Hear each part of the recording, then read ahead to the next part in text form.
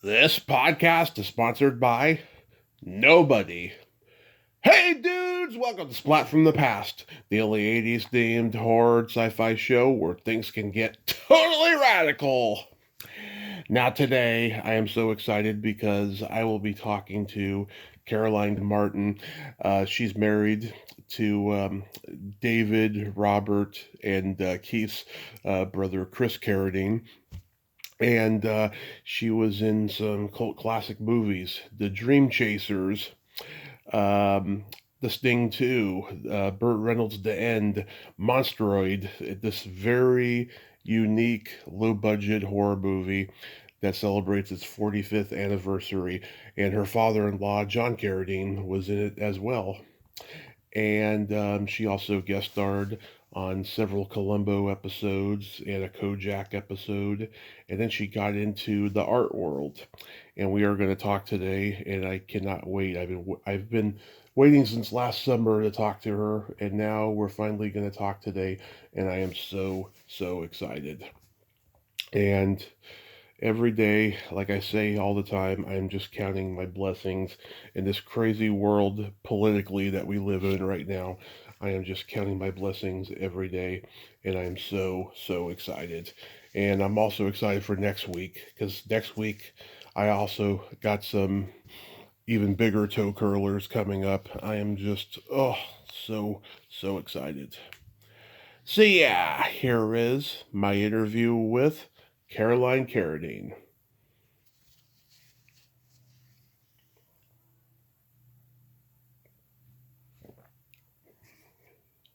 Hey, Caroline, welcome to the show. How are you today? I'm fine, thank you, Tommy. How are you? I am fantastic. I can't tell you what a great honor this is. Thank you so much for coming on today. Oh, thank you. I appreciate it. I'm looking forward to it. Absolutely. So, going back in time, did you gravitate toward acting early on in your childhood? Yes, I did. Yeah. I grew up in Los Angeles, and my family was involved in the entertainment business. Well, my mom's family was, and I grew up with people. Everybody in this area. It's an industry town, and so it was kind of an obvious choice. Did you do like school plays and community theater and all of that? I was in the drama class in high school and that kind of thing, and I did not, uh, for personal reasons, I did not accept the contract with Fox, and I went to New York and just started modeling and acting there.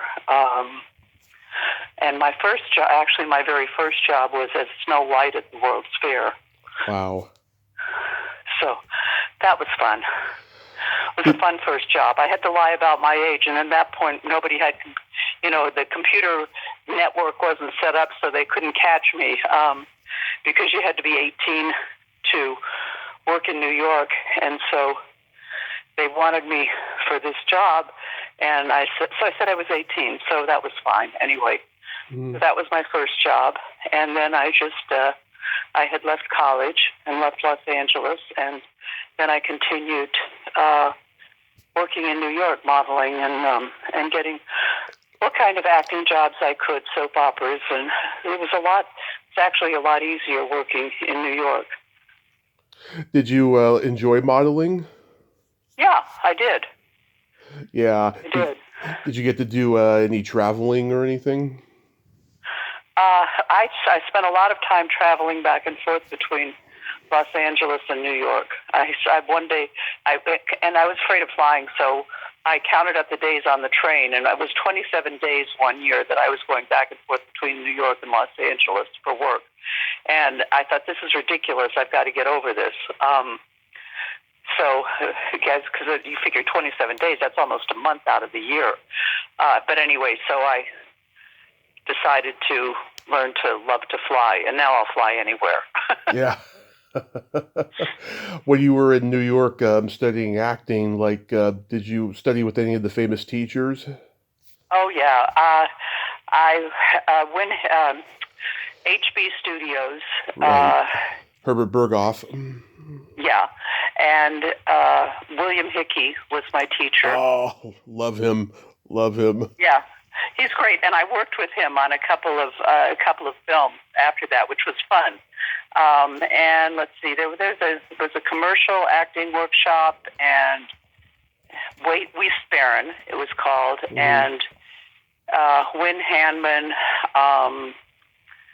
Yeah, I sort of made the rounds of all the acting teachers, but mostly Bill Hickey. He was the best. Oh my God, what films did you work with him on? I did. You know what? I'm trying to remember now. It was like an episodic thing, TV show, and I just remember we were. Oh gosh, it was some kind of religious facility, like a convent or something. I don't remember what it was. I don't remember what it was. It was like, it wasn't I did 5 Columbos, but it wasn't a Columbo. It wasn't, and I did a Kovac. It wasn't that. I don't know what it was. It was something. I worked a lot because, as I say, it was very easy to get work in New York then. Mm-hmm. And you could have several agents. You didn't have to be with one agent. And all the other actors were very supportive. If you went in for a role and you weren't right for it, but you knew somebody else who was, you'd call and tell them about it. And you were kind of on your honor. Whatever agent told you about it, they would get the commission. There was no signing with any one person. So that way the access was very open as far as being able to go out and get work. Yeah, who were your classmates? Oh my gosh, I don't remember anybody famous being. Because I know Billy Crystal was in his class. Oh really? Yeah. Oh my God, no, not that I remember. There was nobody that I can point my finger to and say, yes, I studied with them, and they went on to fame and fortune. Yeah. Yeah, and I know somebody else too who studied with him, but I can't remember who offhand. But yeah, that's amazing. Did you do any theater that stands out during that time in New York? Yeah, I did an off-Broadway play. Oh my God, I don't have my resume in front of me. I should. Gosh, I don't remember the name. Something about children, but they weren't children involved. And I did. When I came to California, I did 12 Angry Women, which was a takeoff on obviously 12 Angry Men. Right. So, yeah, I did a lot of work there, and then I came back to California to live, and then started, doing it here, which was very different because you had to have one agent. Yeah. And you know what was interesting, though, is there was a thing, and I don't remember if SAG put it on or the Television Academy. They had a series of actors who spoke to other actors and about basically how they did it, how they became successful. Mm-hmm. And it was right after Stallone did Rocky, and he was one of them. Yeah. And he said, I remember, the only 2 that I remember, there were 5 or 6, were Stallone, and he said when he was first starting, he made sure that every single day he did something for his career. Mm-hmm. No matter how small it was, that he had to do something every day. And then the other one that I remember, oddly enough, was Bobby Carradine, and he had just really gotten his start. And he said, the one thing that I remember from that was that you don't have to go to acting class, you just have to go to cold reading classes, because you get the job through your cold reading, and once you get the job, that's when you learn. And there's a lot of truth to that. Wow, yeah, there is. I wish someone had told me that. And that it is, because that's I don't know, that the work is what teaches you more than doing scenes with other actors. Absolutely. And there was also a class in where they had, I think it was the Television Academy that put this on, because they had a writers group and they had an actors group, and the writers would write stuff, and then the actors would perform them. It was sort of a class situation, and that was a lot of fun. Yeah, nice. So, how long were you in New York for? Oh gosh. Let's see. Snow White is 1964. Probably about 10 years, 8 to 10 years. Wow. But I was still back and forth to Los Angeles. Wow. And so I found two IMDb pages. You mentioned Kovac. Yeah, you guest starred on that. It was the model episode with Christina Rains. How was that experience? Working with Christina? Yeah. Well, and one of the jobs I had in New York was the Sentinel, and I was her stand-in and double. In the Sentinel? That's how I first met her. So we became very close because I was working on the movie every single day, and John Carradine had a part in that. Right. And it was that was quite an amazing experience. And I'll tell you one funny thing that happened during that was Monique James, who was the head of the New Talent School at Universal, which was the same as the thing at oh yeah, Sharon Gless told me about her. Yeah. Anyway, she came to the set one day when we were doing the Sentinel, and she brought Richard Dreyfuss, who had just done Jaws, and I think he was in the New Talent School, and I know Christina was, and so they put him opposite me and like extras in a scene, because whenever I was there every day, and whenever Christina wasn't there, I did extra work, I did whatever, and so they put him opposite me in this scene, and as they were shooting it, he kept moving, so I had to keep moving around to talk to him, and I said to him afterwards, why did you keep moving?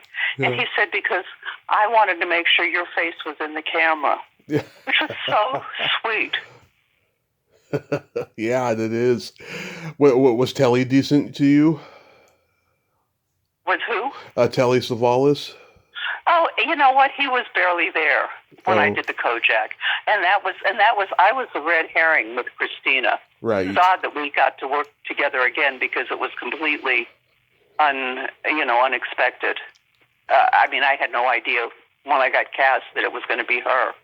But we've stayed friends, oh my gosh, for years and years, and she introduced me to my husband. So, wow, yeah, the Sentinel. I've interviewed the director, or not the director, the writer Jeffrey Konvitz. He couldn't stand the director Michael Winner. I'm friends with Jeff's wife, and yeah, I like the Sentinel. He's been trying to get a remake done. He wants it done the proper way, he said. That was an experience, and he was really something, Michael Winner, yeah. Oh, yeah. There's a story I heard. A crew member took his megaphone and put some shoe polish on it, so then he would have, a circle around his lips. Well, he used to have an assistant who walked around and held his hands out. So when Michael was smoking, he would flick his ashes into the hands of this assistant. Yeah, strange guy. You mentioned before Columbo episodes. The first one you did was directed by Jonathan Demme. Tell me about that experience. Oh, yeah, he was. I said, and again, this is one of those compliments that you never forget. I said, it was at the very end. I said, what a pleasure it was working with him, and I said, I'd love to work with you again sometime. And he said, well, I don't know if I could afford you. So, it's things like that you remember. But he was very nice, very, very nice. Yeah. Did you know then that he'd be a great film director? He was very good. So, yeah, you assume that, but it was at the very beginning of his career. Yeah, he was Roger Corman's protege during that time. I didn't know that. Oh, yeah, he directed at least 3 films for him at New World Pictures at that time, including Crazy Mama and something else. Peter Falk, what was he like? He was fantastic. He was really, and I became very good friends with his wife. I actually was a bridesmaid at their wedding at Shera, and he and as our families became very close. My husband did the design of their house in Beverly Hills after they bought it, the whole redo of it, and was awarded the most beautiful house in Beverly Hills by the Chamber of Commerce that year. My oldest son worked for several years as the cluemeister. Peter had him reading like every mystery novel and collecting clues. Clues were very important for the show. And my son was at NYU in the film school at NYU, and he'd get these calls because at that point there weren't cell phones or anything like that. And they'd come to his room and say, Peter Falk's on the phone for you. Like, oh my God. But anyway, yeah, so he did that and had a whole little file box full of clues that Peter would pull up when he needed a clue for whatever. Yeah, I heard his daughter was a real private eye. I don't know how. Peter's Peter's daughter? Yeah. I don't know. I don't know anything about that. That was Shera and the girls were not close, so I didn't have any contact with with his former family.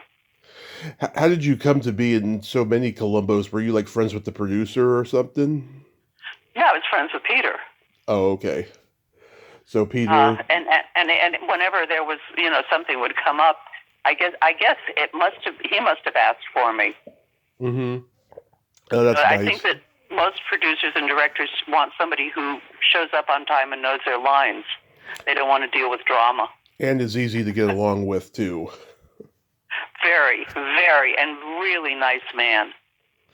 I know that's the key thing that they don't teach much. I think they teach it a little bit more now, but just be good to get along with, and you'll get the job. Yeah, show up and know your lines and do a decent job. Yeah, that's the most important thing. I had a very good friend in New York who was a producer of commercials, and she worked with the same people over and over because of that. She just didn't want to deal with,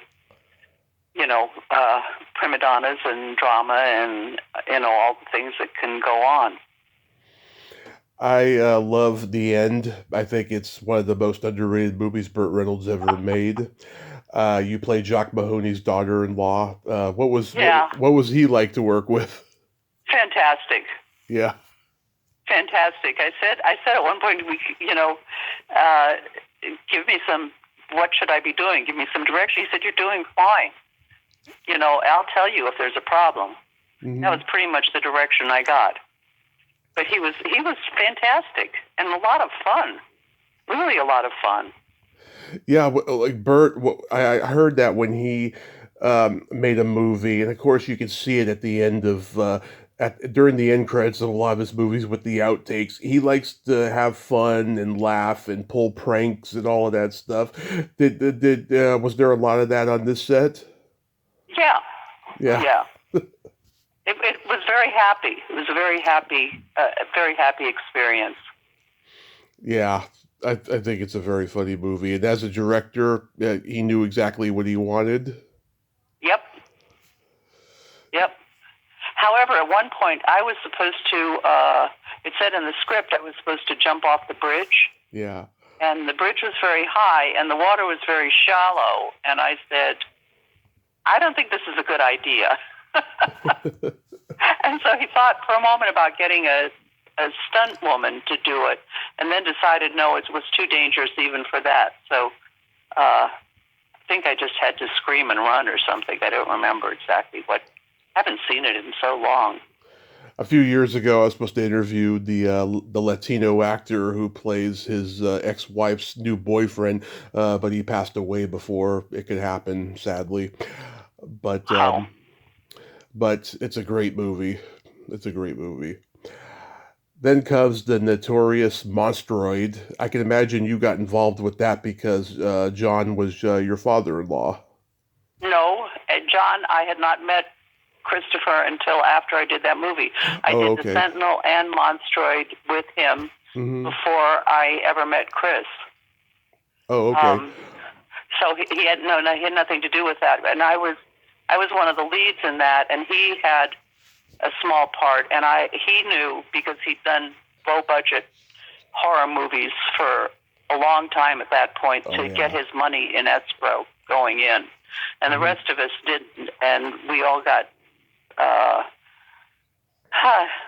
screwed Yeah. for our salaries. And the hard thing with SAG is that if you don't get paid, you don't get the benefit. So we had to fight to get our health benefits and all of that we should have been entitled to based on our salaries, even though we had contracts and stuff. So, and that was Jim Mitchum, Robert Mitchum's son, was in that, and Right. he was he's a really nice guy. I've heard just he's a like nice his guy. Father. Yeah. That was fun. Yeah. I guess that was like 6 weeks I worked on that in New Mexico. Yeah. What was it like over there? It was great. It was great. I mean, we had really nice locations, and it was easy. There was no drama. No, everybody did their job, and John came in, and it was very funny because John, every night we'd kind of meet in John's room, and he would tell stories about, let me tell you about Cecil B. DeMille, and they'd talk about Katharine Hepburn and all these people, and drink. And so I asked him at one point, I can't remember how long he worked on the movie, but after several days of doing this, I asked him if he minded if I recorded it. And he said no. So I recorded it. And in that recording, he talked about his son, who I ended up marrying. Yeah. So I didn't meet Christopher probably until at least 6 months after that movie wrapped. Wow. It's funny. It's funny how fate happens, huh? Yeah. And I had that. I mean, until we lost our house in the fire, I had that tape with him talking about his experiences and stuff, and about his son. Yeah, our Creature Features plays Monstroid sometimes. Oh, geez. Oh, my God. Well, you know what happened is because I wasn't paid when we got back to California and they wanted me to come in to loop it, I wouldn't do it because I said, not until you pay me what you owe me. And so they hired a Hispanic woman to loop it. So I don't know if my voice is even in it.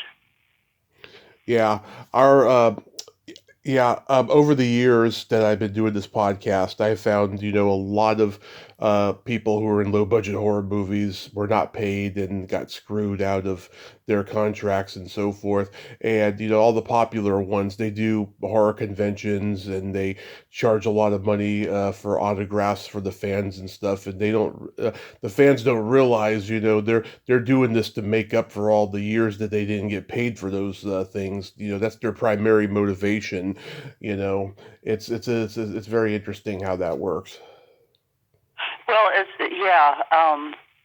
that's why I say John knew because he'd done enough low-budget movies to get his money in escrow before he even showed up. Right. Then you were in one of the worst sequels to an amazing movie, The Sting 2. Yeah, that was interesting. I don't know what do you want to know? Well, let's see. I mean, you and Cassandra Peterson were O'Malley girls in this, and did you know that from the get-go it was going to be a disaster movie? No, I didn't know anything about it. I just got cast. I knew that I was pregnant at the time. I was not feeling well. I played somebody's wife. Oh, okay, because it's O'Malley's wife or something. But yeah, because I was always with him. Mm-hmm. I don't. Again, it's been so many years since I've seen it. That Was that the one? Was Terry Garr in that? Terry Garr, Jackie Gleason, Mac Davis, Carl Malden. Yeah. Terry Garr was really. She's dead now, isn't she? Yeah, she just died a few months ago. Yeah, she was really nasty to me. I've heard that she could be a nasty person. She was really nasty. Everybody else, Jackie Gleason kind of stayed to himself. Yeah. Carl Malden, I did some other stuff with him. He was a nice guy. Who were the other ones? Tell me the other people. Well, Val Avery was O'Malley, and I interviewed his daughter a few years ago. She was in Easy Money with him around the same time that this movie was being filmed. Huh. And it was a failure? I didn't even know that. Yeah, the first one, of course, made like over 160 million or whatever. This one was great. this one made like 10 million at the box office. Yeah. Wow. Yeah, and Jeremy Kagan, he's such a talented director. I'm just befuddled about how he got involved in doing this sequel. Well, probably because of the cast. Yeah. They really had a good cast. Yeah, Jackie Gleason around that same time, he was doing Smokey and the Bandit 3, which started out as Smokey is the Bandit, where he played both the sheriff and the bandit, but then his test audiences were like, no, he's not good as the bandit, so they reshot scenes with Jerry Reed instead. That's funny. Yeah, and there's a picture on the internet of Jackie Gleason with a Burt Reynolds mustache. It is creepy, I will tell you. Wow. It was creepy. But yeah, it's pretty interesting. He didn't seem very happy. I mean, I didn't have much contact with him, but he did not seem to be happy or enjoying himself. Yeah, he was that kind of a guy. I know that when he made Nothing in Common with Tom Hanks, of course, he was in the early stages of cancer when he did that movie, and he was always to himself on there. And like, there'd be times when he would be in a lot of pain, and he would just like hold on to his chest, and he would respond by putting his hand out and stuff. Yeah, he was that kind of a guy. He was very standoffish.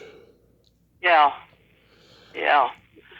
Yeah, but like I heard when he would go to set for a movie, he would come in and make the announcement, "Gentlemen, let's get to work." And then at the end of the day, he'd be like, "Gentlemen, it's been a pleasure," and then get out of there. Oh my God, that's like Ava Gardner was in The Sentinel, Really? and she was amazing. I mean, she drank a lot, and she would stay in her trailer and come out for her parts. Yeah. And when they would say action, she lit up. I've never seen anything like it. There was such magnetism and such charisma, and then as soon as they'd say cut, that was it. And I remember one time she came out, and somebody in the crew was standing on her mark, and she just looked at them and said, "Get off my effing mark." Love it. And they jumped, and she did her part and went back into her trailer and drank some more, I guess. It's funny. I mean, my father-in-law drank every night, and he and all of those boys have photographic memories. He'd come in the morning and be fine and go through the day and be incredibly professional, and then be drinking at night. And that's when we would all hang out in his room and hear all these stories. Yeah. Oh my God. I just love that. I mean, I don't think that exists anymore. I mean, nowadays, actors are so much more guarded. Yeah. Do you think so, really? Yeah. I mean, all these stories I hear about movie stars in the old days is just completely different from now, because now they got so many yes men around them and agents and managers. Back in the day, they could just be off by themselves, no matter how famous they were, take the risk of getting mobbed and just be a regular person talking to people. It's just like, I never hear that anymore. It seems like the only people that they interact with is their yes men on sets, and that's it. Huh. It's sad. It's really sad. Shame, yeah. You know. So how do you get cast in The Dream Chasers? That was my agent called me, and I was thinking about that after you got in touch with me. Mm-hmm. They had a woman to play that part, and I don't know exactly what happened, but it didn't work out, and they needed somebody like right now to come and do it. And I guess Art Dupes, who was the producer, director, money guy, must have seen my work or whatever, and he said he wanted me. So I didn't read for the part or anything. I was just like I said, I had a baby at the time, and I said, I can't leave my baby. I was doing like episodic stuff in Los Angeles, and this was a location job. And they said, they were fantastic to me. They said, that's okay, bring the baby, we'll pay for a nanny, and so I did. And it was like they had already started the movie, just barely. And so I was like on a plane with the nanny that I'd picked out and my baby, and and went to Oregon. Yeah, Oregon. And that was it. And so jumped right in, and they would. That was like Bobby had said about you learn when you're doing the work. They kept changing the script, and my driver would pull up in the morning for the day's shoot, and they'd hand me all the rewrites right then. So I didn't even have overnight to learn the lines because everything would be changed. Mm-hmm. So it really was great training. Yeah. I mean, you told me when you watched it again recently that you realized how dark it was. So you didn't realize it at the time when you were reading the script? What it was? How dark it was. Oh yeah, no, I didn't think of that. It really is, but they didn't make it feel that way. And watching it again, I mean, Justin was amazing. Yeah. He was really good. Really a good kid actor. Yeah, I mean, he was well beyond his years, and just the chemistry between him and Harold Gould was pretty good. Yeah, he was excellent. I was very impressed when I just watched it. And Harold Gould was such an interesting choice. He was 61, playing older at the time, and it was pretty interesting because at that time, all the old movie star guys, were still around, but they weren't getting cast in a lot of movies anymore because all these like guys who had been famous in New York on stage were starting to be cast in movies, and like Harold Gould was one of those guys. And he was a really nice guy. Yeah, he seems everybody. Like it. It was a very enjoyable movie to make because they did take very good care of us. As I say, when we went to, because we had to go to St. George to do the last scenes, and I had because this thing had come out of nowhere for me. I had promised a friend of mine that I was going to be her maid of honor in her wedding, and I told them this, and they flew me to Los Angeles, and I did the wedding, and then flew me back to finish my scenes in the in St. George in the Red Rock country. Yeah, they were very nice. There was never an issue as far as getting your per diem or being paid or anything, and and there was no, the usual sort of monkey business on the set of everybody having affairs and all the drama and stuff that goes on. There was none of that on that set. It was really, Art Dupes was doing family movies. Yeah. And this was, I looked him up after I heard from you, and I think this was the last movie that he did. Yeah. The little girl who plays Justin's friend in the movie, I asked her to come on and she blocked me. you? Yeah. I have no idea why. I hope her experience wasn't a horrific one. I hope not. No, she had a very small part, really. She wasn't in it that much, but I know she didn't have to block me though. no, that's really silly. Um, uh, but you look at the stuff. Looking at the stuff now, they couldn't get away with a lot of that stuff. When Justin said he hadn't ridden a horse before, Mm-hmm. and they just like put him on that horse. Yeah. A lot of no helmet, no. And then when I was driving through town with him, and he's like hanging out the window. Yeah. And it was really interesting, and riding the bicycle with her on the handlebars, and neither one of them with helmets or anything else. I mean, there could have been a disaster.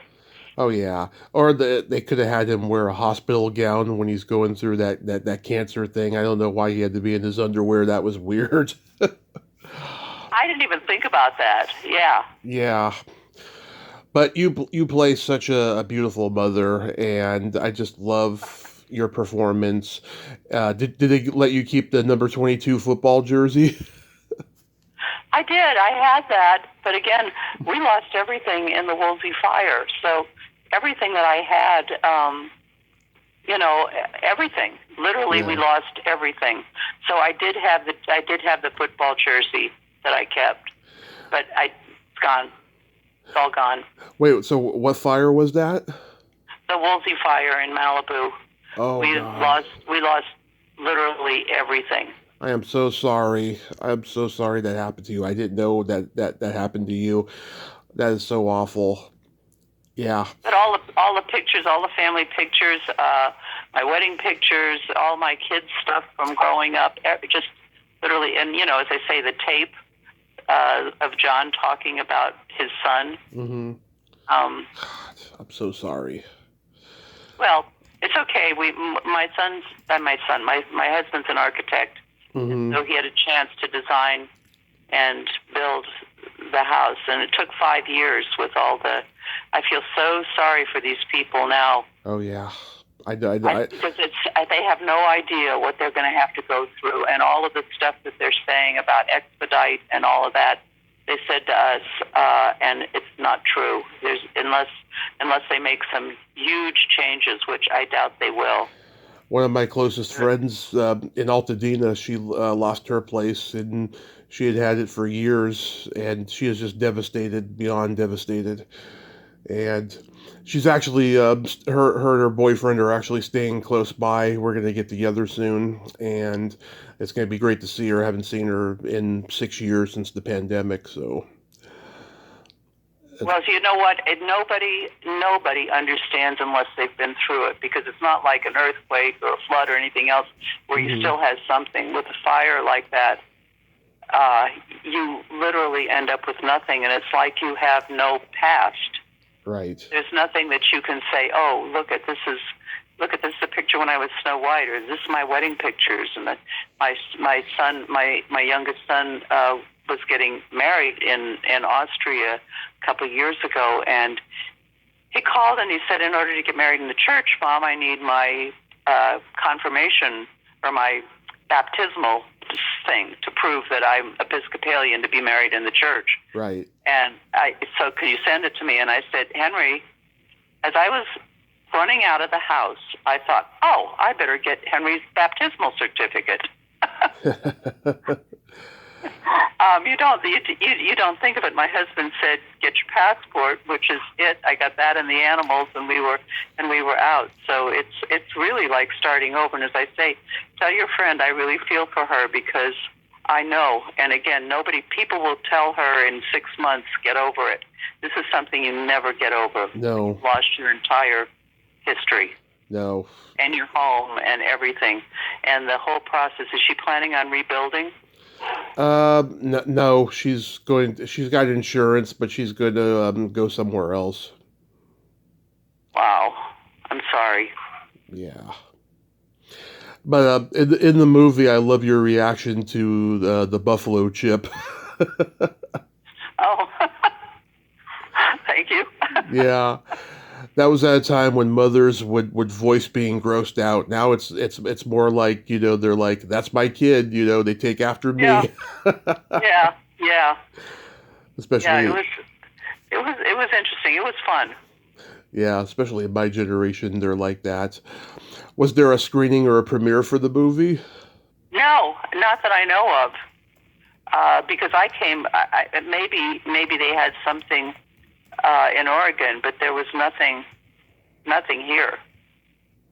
Yeah. I just drove home. I go on boxofficemojo.com, and they have the top 169 movies of each year. In 1984, it wasn't on there. It must have been past the 169, Right. and stuff. It must have made like maybe 10 grand, and that was about it Yeah, or it was something. $10. Yeah, no, I don't. I was really surprised when you told me it was even on. I had no idea that it was on YouTube or that it was then streaming on Prime. Yeah, I happened to find it on YouTube last summer. I had forgotten about the movie for years, and then I was just like, "Oh my God, I remember that movie now," and stuff. Yeah, I You remember. saw it? You saw it? How did you see it? Was it actually in theaters? Oh no, no, no! First off, I was a baby when it came out. I saw it on HBO a lot when I was a kid.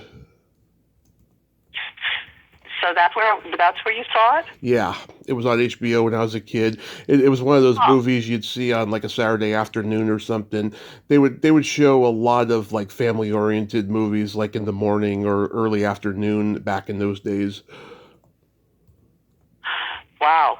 I couldn't believe it when you said the 40th anniversary. I went, oh my God, Yeah, has it been that long? It's just staggering to think that it's been that long. yeah, it's been that long, 40 years. Yeah, yeah. It's back when they made family movies. Yeah, oh Some yeah. people did. Oh yeah, and they would have these plots where like adults and kids like meet on the road and stuff. And now that I don't know, there's such a negative connotation with it nowadays that like nobody wants to make that kind of movie anymore. Yep, it's a shame. It is. There's a movie called Savannah Smiles that was made around that same time that I just love. It's such a wholesome, family-friendly movie, and you couldn't make that movie today, sadly. Yeah. Well, I think the only way that Dream Chasers was made was because this guy financed and did the whole thing. It Hmm. wasn't done through any studio. Oh no, it was a definite indie film. Yep.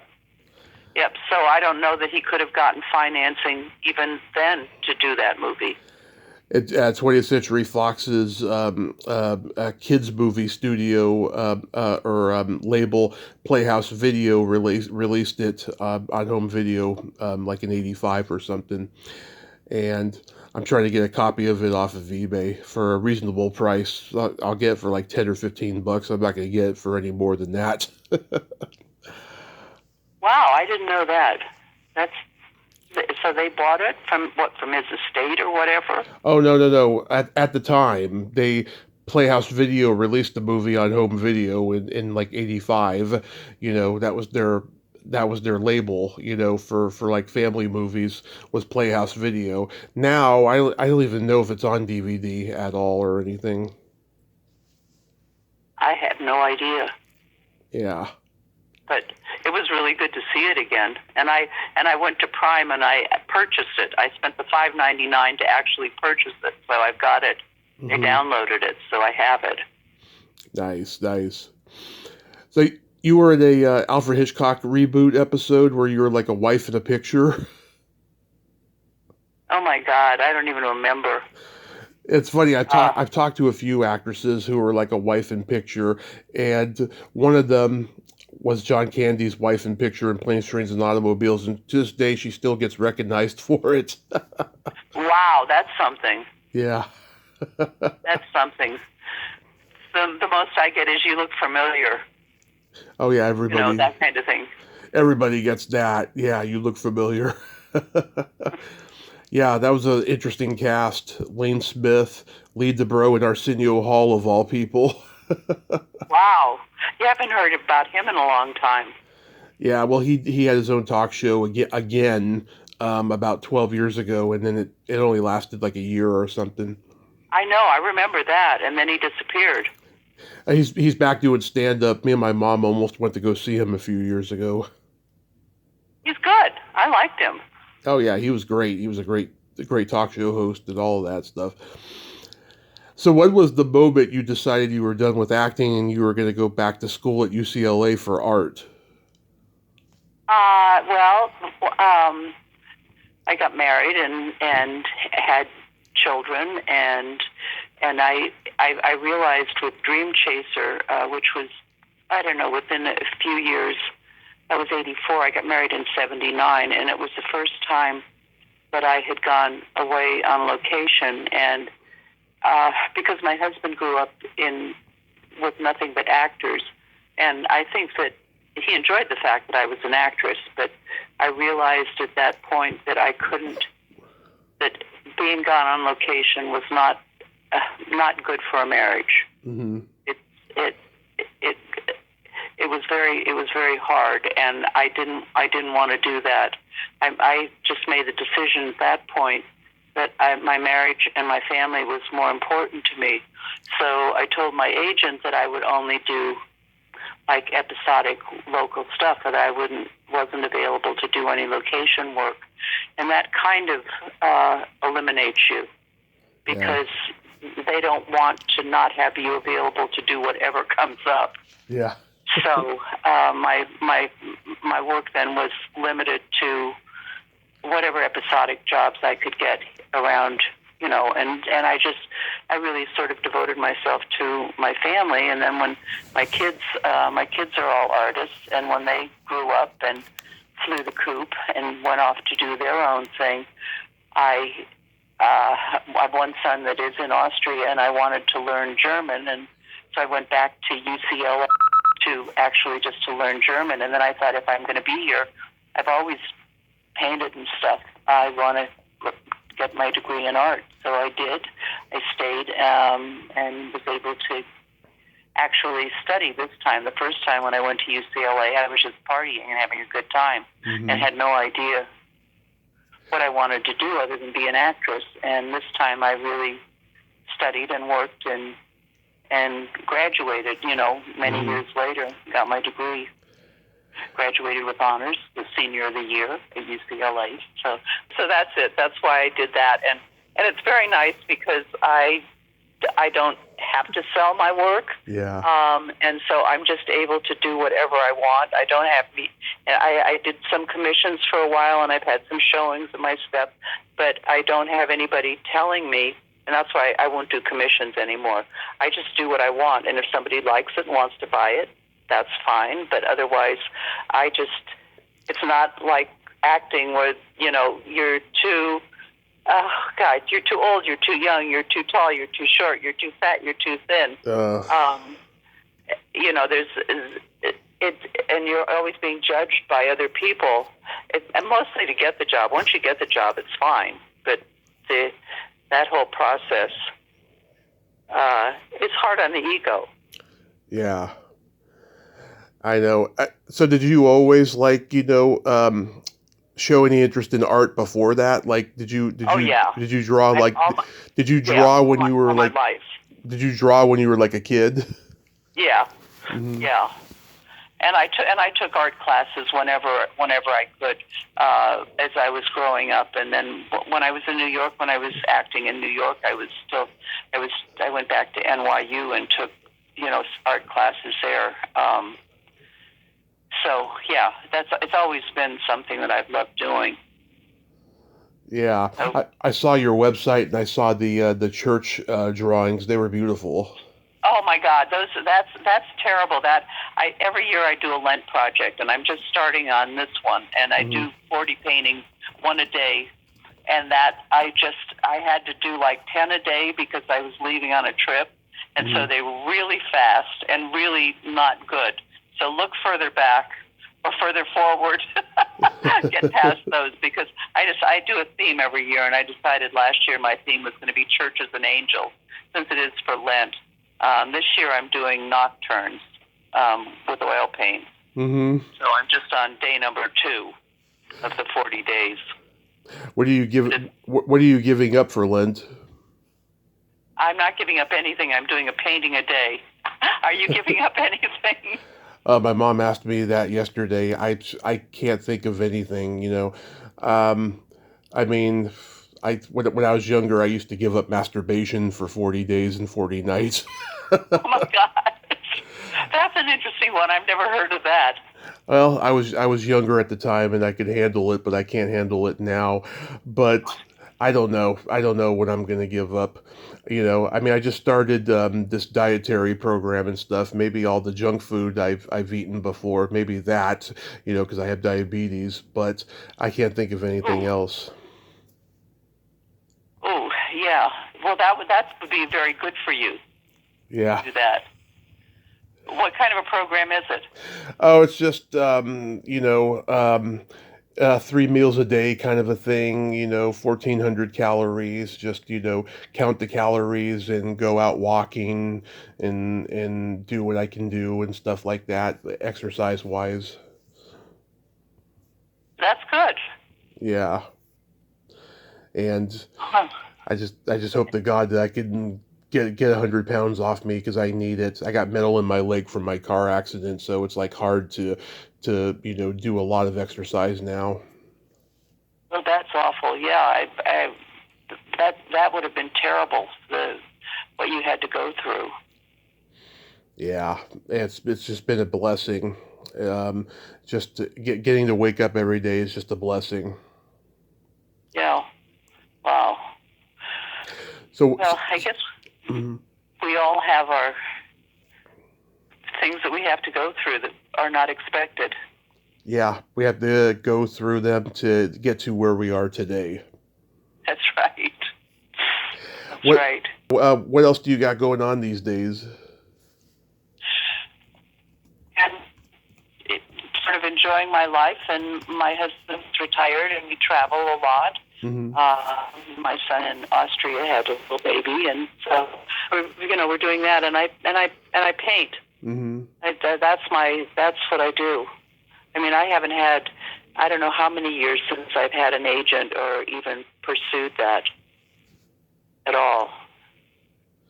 So it was fun to have this reappear.